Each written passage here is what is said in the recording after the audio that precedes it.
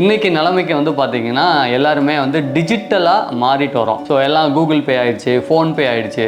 அது மட்டும் இல்லாமல் நம்ம கிட்ட நிறைய பேங்க் அக்கௌண்ட் வச்சுக்கிட்டோம். ஆக்சுவலாக சேலரி இன்கம் எனக்கு டாக்ஸபிள் இன்கம் தான். ஆல்ரெடி நான் என்ன பண்ணிட்டேன்னா இன்கம் டேக்ஸ் கட்டியிருக்கேன். ஏன்னா எனக்கு கம்பெனியில் என்ன பண்ணுறாங்க, டிடிஎஸ் டிடெக்ட் பண்ணிடுறாங்க. அப்போ இது என்ன அர்த்தம்னா டிக்ளேர்டு இன்கம்னு சொல்லுவாங்க. இந்த இன்கம்மை நீங்கள் எந்த அக்கௌண்ட்டுக்கு ட்ரான்ஸ்ஃபர் பண்ணாலும் டாக்ஸ் வராது. நான் என்ன பண்ணிட்டு இருக்கேன்னா சேலரி இன்கம் ஹெச்டிஎஃப்சி பேங்க்லேருந்து வாங்கிட்டு இருக்கேன். நான் ரெகுலராக என்ன பண்ணுறேன்னா மாதம் ஒரு 5,000 rupees கேவிபி பேங்க்கு ட்ரான்ஸ்ஃபர் பண்ணிகிட்டே வரேன். அது என்னது, ஒரு ஃபிக்ஸ்டு டெபாசிட்ஸாக அது மாறிட்டே வருது. இல்லது ரெக்கரிங் டெபாசிட்னு சொல்லுவோம். அந்த மாதிரி மாறிட்டு வந்துட்டே இருக்கு. அப்போ ரெக்கரிங் டெபாசிட்லேருந்து என்ன வரும், நமக்கு இன்ட்ரெஸ்ட் இன்கம் வரும். அல்லது ஃபிக்ஸ்டு டெபாசிட்லேருந்து நமக்கு என்ன வரும், இன்ட்ரெஸ்ட் இன்கம் வரும். அந்த இன்ட்ரெஸ்ட் இன்கம் மட்டும்தான் நமக்கு டாக்ஸபிள் இன்கமே தவிர இங்கேருந்து அனுப்பிச்ச அந்த என்டையர் அமௌண்ட்டு திரும்ப நீங்கள் டாக்ஸ் கட்ட வேண்டிய அவசியம் இல்லை. நான் என்ன பண்ணிட்டு இருக்கேன்னா அக்கௌண்ட்டில் பணம் வச்சிருக்கேன். இப்போ என்னோட ஃப்ரெண்டு ஒருத்தர் வராரு. அவர் என்ன பண்ணுறாரு, சார் எனக்கு கொஞ்சம் ஹேண்ட் லோன் தேவைப்படுது கொடுங்கன்னு சொல்லி கேட்குறாரு. இப்போ நான் அவருக்கு ஹேண்ட் லோன் ட்ரான்ஸ்ஃபர் பண்ணிட்டேன். என்னோட அக்கௌண்ட்லேருந்து அவரோட சேவிங்ஸ் பேங்க் அக்கௌண்ட்டுக்கு ட்ரான்ஸ்ஃபர் பண்ணிட்டேன். இப்போ போயிடுச்சு. மேபி ஒரு 1 லட்ச ரூபா கேட்குறாருன்னு வச்சுக்கோங்களேன். 1 லட்சம் அனுப்பிச்சிட்டேன். இது பேங்கிங் டிரான்சாக்ஷன்ல தான் ப்ராப்பராக நடந்திருக்கு. ஆனால் அவர் என்ன பண்ணுறாரு, 1 லட்ச ரூபாயை கையில் கேஷாக கொடுக்குறாரு. அந்த கேஷை நான் என்ன பண்ணுறேன்னா திரும்ப டெபாசிட் பண்ண போகிறேன். இப்போ ப்ராப்ளம் வருமா? வரும். ஏன்னா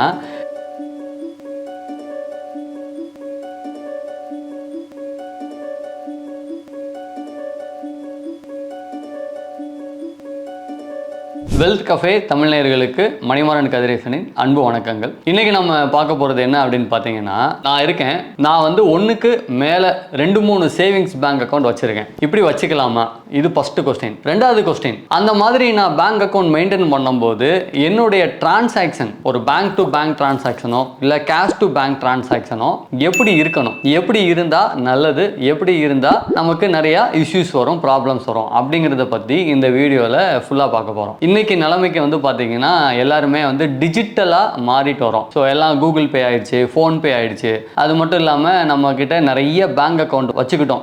சேலரி அக்கௌண்ட்னு ஒன்று இருக்கும். இப்போ நீங்கள் எந்த கம்பெனியில் போய் நீங்கள் ஜாயின் பண்ணுறீங்களோ அவங்க சேலரி அக்கௌண்ட் ஓப்பன் பண்ணுவாங்க. ஸோ அந்த அக்கௌண்ட் நம்ம மெயின்டைன் பண்ணுவோம். அது இல்லாமல் நம்ம தனியாக 2-3 பேங்க் அக்கௌண்ட் வச்சுருப்போம். யூஸ்வலாக நிறைய பேர் வச்சுருக்காங்க. நிறைய பேர் ஈவன் 10 அக்கௌண்ட் கூட வச்சு மெயின்டைன் பண்ணுறவங்களும் இருக்காங்க. இப்போது இந்த சேலரி அக்கௌண்ட்ல இருந்து நான் பணத்தை என்னோட இன்னொரு சேவிங்ஸ் அக்கௌண்ட்டுக்கு நான் மாற்றுறேன். மேபி இப்போ ஹெச்டிஎஃப்சியில் எனக்கு சேலரி அக்கௌண்ட் இருக்குது அப்படின்னா நான் ஒரு கேவிபி பேங்க் அக்கௌண்ட் வச்சுருக்கேன். இப்போ ஹெச்டிஎஃப்சிலேருந்து கேவிபிக்கு நான் என்ன பண்ணுறேன்னா பணத்தை ட்ரான்ஸ்ஃபர் பண்ணிட்டு இருக்கேன். இப்போ ட்ரான்ஸ்ஃபர் பண்ணி வந்துருச்சு அமௌண்ட்டு. இதுக்கு டாக்ஸ் வருமா அப்படின்னு ஒரு கொஸ்டின் வரும். ஆக்சுவலாக சேலரி இன்கம் எனக்கு டாக்ஸபிள் இன்கம் தான். ஆல்ரெடி நான் என்ன பண்ணிட்டேன்னா இன்கம் டேக்ஸ் கட்டியிருக்கேன். ஏன்னா எனக்கு கம்பெனியில் என்ன பண்ணுறாங்க, டிடிஎஸ் டிடெக்ட் பண்ணிடுறாங்க. ஸோ இயர் எண்டில் நான் இன்கம் டேக்ஸும் ப்ராப்பராக ஃபைல் பண்ணிட்டு வரேன்.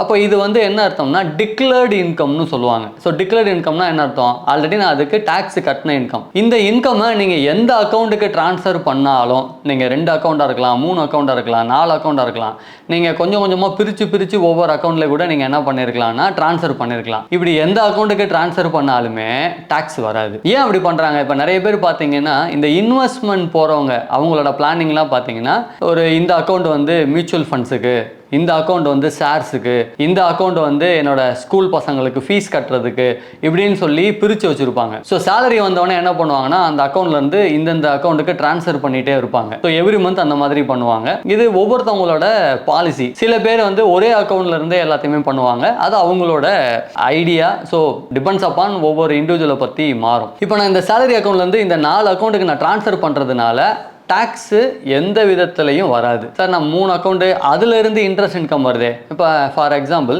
நான் என்ன பண்ணிட்டு இருக்கேன்னா சேலரி இன்கம் ஹெச்டிஎஃப்சி பேங்க்லேருந்து வாங்கிட்டு இருக்கேன்.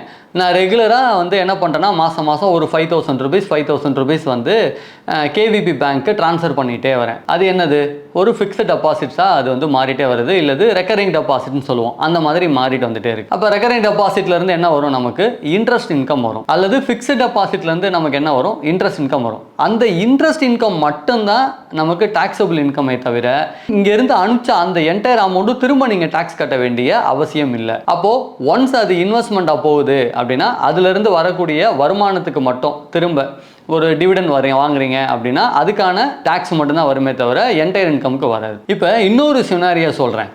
எப்படி நம்ம அந்த டிரான்சாக்ஷனை ப்ராப்பராக வச்சுக்கணும். இப்போ நீங்கள் இது உங்களுக்குள்ள நடக்கும்போது எந்த விதமான ப்ராப்ளமே இல்லை. என்னோட எக்ஸாம்பிளே நான் சொல்கிறேனே.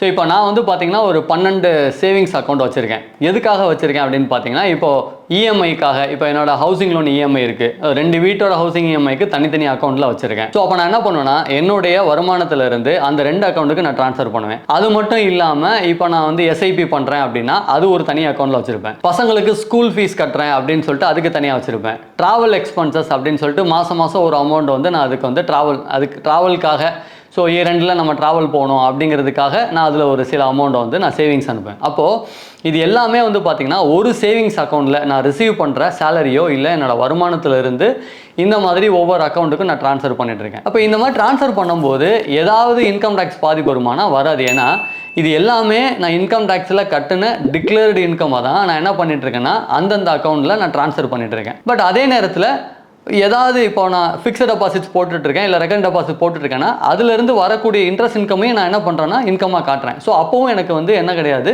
ப்ராப்ளமே வராது. பட் எப்போ பாதிப்பு வரும் அப்படின்னா, இப்போது நான் வந்து என்ன பண்ணிகிட்ருக்கேன்னா அக்கௌண்ட்டில் பணம் வச்சுருக்கேன். இப்போ என்னோடய ஃப்ரெண்டு ஒருத்தர் வராரு. அவர் என்ன பண்ணுறாரு, சார் எனக்கு கொஞ்சம் ஹேண்ட் லோன் தேவைப்படுது கொடுங்கன்னு சொல்லி கேட்குறாரு. இப்போ நான் அவருக்கு வந்து ஹேண்ட் லோன் ட்ரான்ஸ்ஃபர் பண்ணிட்டேன். என்னோட அக்கௌண்ட்லேருந்து அவரோட சேவிங்ஸ் பேங்க் அக்கௌண்ட்டுக்கு ட்ரான்ஸ்ஃபர் பண்ணிட்டேன். இப்போ போயிடுச்சு. மேபி ஒரு 1 லட்ச ரூபா கேட்குறாருன்னு வச்சுக்கோங்களேன். 1 லட்சம் அனுப்பிச்சிட்டேன். இது பேங்கிங் டிரான்சாக்ஷனில் தான் ப்ராப்பராக நடந்திருக்கு. ஆனால் அவர் என்ன பண்ணுறாரு, 1 லட்ச ரூபாயை கையில் கேஷாக வந்து கொடுக்குறாரு. அந்த கேஷை நான் என்ன பண்ணுறேன்னா திரும்ப டெபாசிட் பண்ண போகிறேன். இப்போ ப்ராப்ளம் வருமா? வரும். ஏன்னா நீங்கள் கொடுத்தது வந்து பேங்க் மூலமாக அந்த பேங்கிங் டிரான்சாக்ஷன் பண்ணியிருக்கீங்க. இப்போ கேஷாக நீங்கள் போய் டெபாசிட் பண்ணும்போது இது எதோட சோர்ஸ் ஆஃப் இன்கம் அப்படிங்கிற கொஸ்டின் மார்க் வரும். இது நீங்கள் லோனை தான் நான் திருப்பி வாங்கியிருக்கேன் அப்படின்னா அதுக்கான ப்ராப்பர் டாக்குமெண்ட்டு, ப்ரூஃப், இதெல்லாம் நம்ம வந்து நிறைய பர்டன் ஆஃப் ப்ரூஃப். பெஸ்ட் என்னென்னா, நீங்கள் பேங்க் மூலமாக தான் ட்ரான்ஸ்ஃபர் பண்ணியிருக்கீங்க அப்படின்னா அவரை பேங்க்லேயே ட்ரான்ஸ்ஃபர் பண்ண சொல்கிறது நல்லது. இதெல்லாம் தாண்டி இப்போ என்ன பண்ணுறோம், அவர்கிட்ட நான் இன்சிஸ்ட் பண்ணிட்டேன், இல்லைப்பா எனக்கு பேங்க்கில் தான் வரணும்னு சொல்லிட்டேன். உடனே அவர் என்ன பண்ணுறாரு, அவரோட ஃப்ரெண்டு ஒருத்தர் இருக்கார். அவரோட ஃப்ரெண்டுகிட்ட அவரோட பேங்க் அக்கௌண்ட்ல பேலன்ஸ் இருக்கு. இவர் என்ன பண்ணாருன்னா அந்த 1 லட்ச ரூபா கேஷை போய் அவரோட ஃப்ரெண்டு கையில் கொடுத்து இவருக்கு ஜிபே பண்ணிடுங்க அப்படின்னு சொல்லி அவர் சொல்றாரு. இப்போ எனக்கு ஆக்சுவலாக பேங்க்ல தான் டிரான்சாக்ஷன் வந்திருக்கும், ஆனால் நான் கொடுத்தவர்கிட்ட இருந்து வந்திருக்காது. இப்போ நான் கொடுத்தது யார், என்னோட ஃப்ரெண்டுகிட்ட. அப்போ என்னோட ஃப்ரெண்ட் அக்கௌண்ட்லேருந்து தான் அந்த பணம் எனக்கு வந்திருக்கணும். அப்போ நான் யார்கிட்டருந்து கொடுத்தனோ அங்கேருந்து வந்துச்சுன்னா எனக்கு வந்து கான்ட்ரா என்ட்ரி ப்ராப்பராக டிரான்சாக்ஷன் ஆகிடும், பிரச்சனையே இல்லை. ஆனால் நான் கொடுத்தவர்கிட்ட வராமல் இன்னொருத்தர்கிட்ட இருந்து வருது ஒரு பேமெண்ட்டு.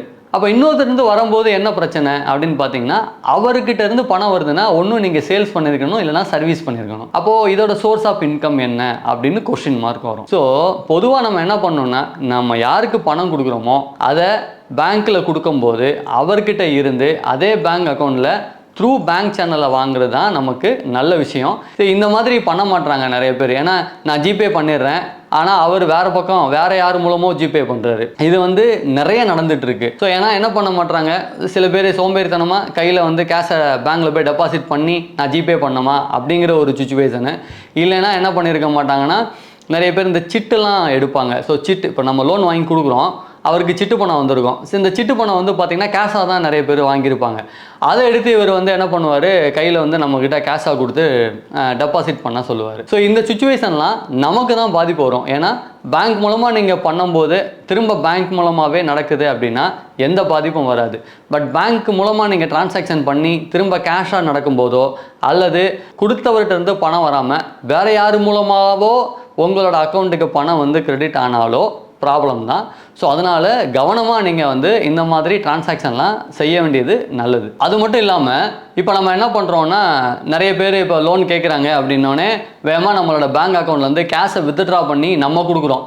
இது நல்லதா அப்படின்னு பார்த்தீங்கன்னா கிடையாது. இப்போ நீங்கள் பேங்க் அக்கௌண்ட்லேருந்து 1 லட்ச ரூபா கேஷை வித்ட்ரா பண்ணிவிட்டு அவருக்கு நீங்கள் லோன் கொடுத்துறீங்க. அவர் என்ன பண்ணுறாருன்னா ஜிபே பண்ணிடுறாரு. இப்போ அதுக்கும் உங்களுக்கு ப்ராப்ளம் தான். ஏன்னா நீங்கள் கேஷாக எடுத்துட்டீங்க அப்படின்னா அது எக்ஸ்பென்சஸாக கன்சிடர் பண்ணிடுவாங்க. ஓகே, அவர் பர்சனல் எக்ஸ்பென்சஸ்க்காக 1 லட்சம் எடுத்திருக்காரு, அவர் செலவு பண்ணி முடிச்சிட்டாருன்னு அர்த்தம். ஆனால் இன்னொருத்தர் உங்களுக்கு 1 லட்ச ரூபா ட்ரான்ஸ்ஃபர் பண்ணும்போது அதை என்னவா கன்சிடர் பண்ணுவாங்க, உங்களோட சோர்ஸ் ஆஃப் இன்கம் என்ன, ஏன் அவர் உங்களுக்கு 1 லட்சம் கொடுத்தாரு அப்படின்னு ஒரு கொஸ்டின் மார்க் வரும். சரியா?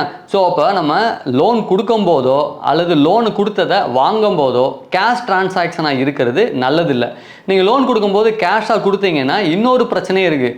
உண்மையாகவே நீங்கள் எவ்வளோ லோன் கொடுத்தீங்க அப்படிங்கிறத மேபி நான் லோனே வாங்கலை, இவர்கிட்ட நான் கேஷாக தான் கொடுத்துருக்கேன், அதுக்கான ப்ரூஃபும் இருக்காது. ஸோ நான் இவர்கிட்ட லோன் வாங்கலை அப்படின்னு சொல்லி ஈஸியாக அவர் என்ன பண்ண முடியும்னா தவிர்க்கவும் முடியும். உங்களுக்கு லோன் பணம் வராமல் இருக்கிறது கூட வாய்ப்புகள் இருக்குது. ஸோ அதனால் த்ரூ பேங்க் சேனலில் நீங்கள் என்ன பண்ணுங்கன்னா, உங்களோட லோன் கொடுக்குறதா இருந்தாலும் சரி, கொடுத்த அமௌண்ட்டை வாங்குறதா இருந்தாலும் சரி, பேங்க் மூலமாகவே வாங்கினீங்கன்னா நல்லது. அண்ட் ஒன்றுக்கு மேலே 3 அக்கௌண்ட் 4 அக்கௌண்ட் கூட நீங்கள் தாராளமாக மெயின்டைன் பண்ணலாம்.